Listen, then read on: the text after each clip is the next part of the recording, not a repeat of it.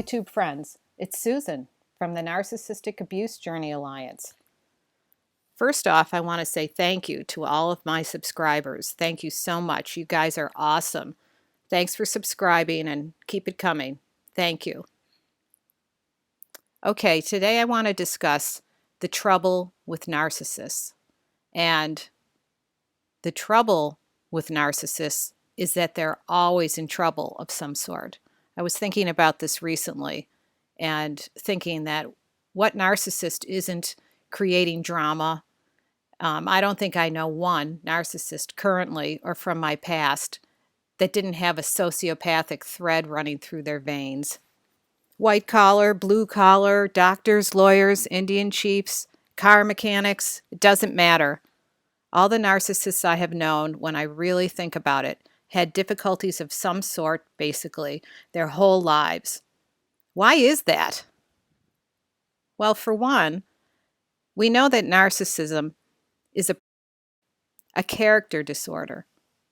And we know that a narcissist's brain does not function like a healthy, normal individual's brain does. Their brain does not light up in the part of the brain where healthy human emotions reside. Science backs this up. They lack a conscience, they lack empathy, and they steal, cheat, are irresponsible, and have no remorse or regret. Oh, they can fake it. They are consummate actors. Their crummy behavior seems to start or becomes more pronounced in late adolescence, just like other psychiatric conditions. A psychotic break of sorts, bouts of not living in reality, magical thinking, trouble sleeping, anxiety, maybe mania, bouts of depression. They also don't like being told what to do. A narcissist really exhibits oppositional behavior. They're disruptive, antisocial. They're not well liked either. They're rebels without a cause and legends in their own minds. A lot of them are clean cut. They don't look like hoodlums. They're clean cut, conning people in business and in life, all under the guise of being the good guy or the good gal. It's all smoke and mirrors, walking around with a smile on their faces, but screwing people left and right. With no conscience or accountability, they get away with stuff constantly, even in the court system, because they're consummate actors and are always playing the victim. Here's one personal definition of narcissism. My outlaws, in-laws, Bonnie and Clyde, that's what I called them. Both extreme toxic narcs. In different ways, they were both dysfunctional heavily in different ways. And I would say to my husband, Lovey, because that's what we called each other, Lovey. Lovey, what's the matter with your parents? And my husband would say, I know, Lovey. I lived with it. Thank God my husband and I were a united front. And thank God my husband did a lot of self-development work. I grew up with empaths, so that poses different problems, but my parents were there for me.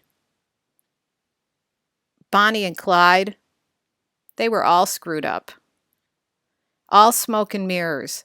Nice car, nice house, nice clothes, all an illusion. Bonnie was a Bible thumper, and I'm going to use the past tense because I no longer speak to them, who was just a witch on a broom, hiding behind her religion, preaching, not respecting boundaries. Clyde had quite a history for never getting along with anyone at work, and subsequently lost many good positions. He was always triangulating. Bonnie, too, the triangulation twins. And they were really pretty terrible to my husband.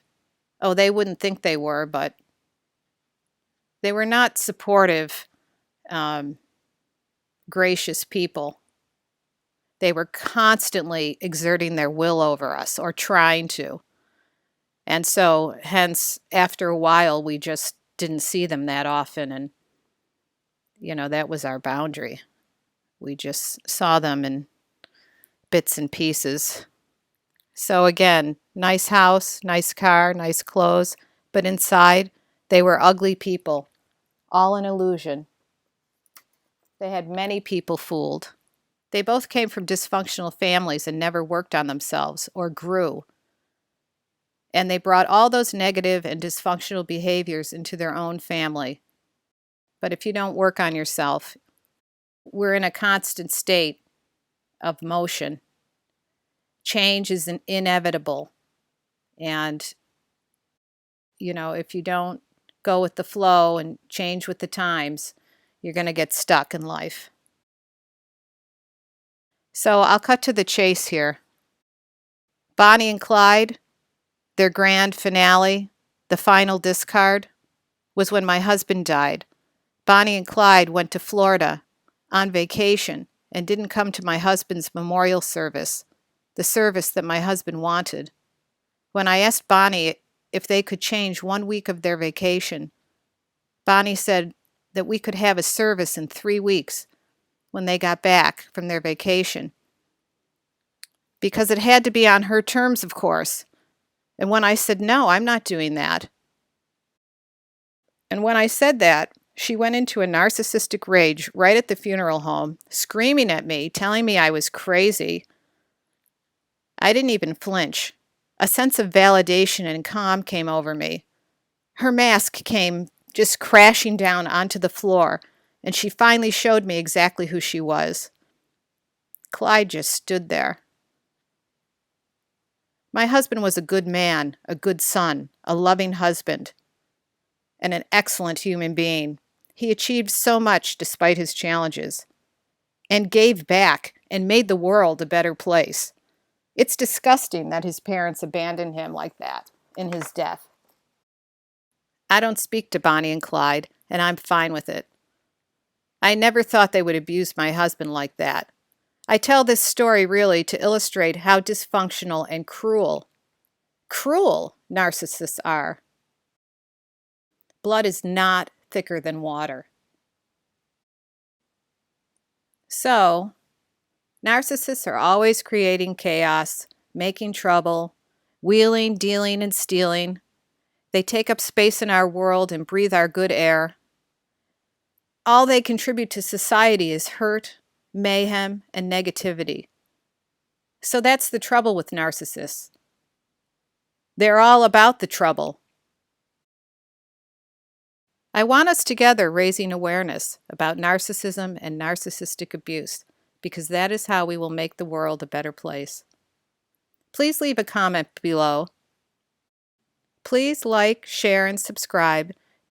Thanks again to my subscribers. Sending love and hugs, and I'll be in touch again soon.